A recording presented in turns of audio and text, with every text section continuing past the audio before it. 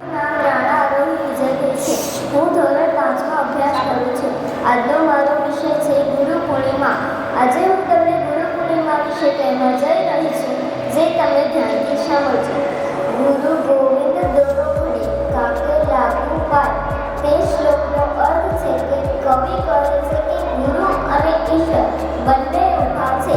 આપણે પહેલા કોને પગે લાગવું જોઈએ? બલિહારી ગુરુ આપને ગોવિંદ દિયો બતાય. તે શ્લોકનો અર્થ છે કે કવિ પહેલા ઈશ્વરના પગે લાગવાનું કહે છે અને આપણે મહત્વનું સ્થાન ગુરુને જ આપવું જોઈએ, કારણ કે તેમણે આપણાને ઈશ્વર સામે વંદન કરવા અષાઢ સુદ પૂનમ એટલે ગુરુ પૂર્ણિમા. ગુરુ પૂર્ણિમા એ હિન્દુ અને બૌદ્ધ ધર્મમાં માનવામાં આવતો ઉત્સવ છે.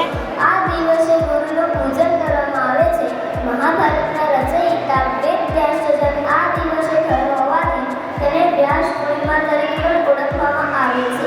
ગુરુ શબ્દનો અર્થ છે અંધકાર અને ગુરુ શબ્દનો અર્થ છે પ્રકાશ. જે ગુરુ તમને અંધકારથી પ્રકાશ તરફ લઈ જાય છે તે જ સાચો ગુરુ છે. જીવનમાં આપણા પહેલા ગુરુ આપણને જન્મ આપનારી માતા અને બીજા ગુરુ આપણને જ્ઞાન આપનાર શિક્ષક છે. માટે જ કહેવામાં આવ્યું છે ગુરુ બ્રહ્મા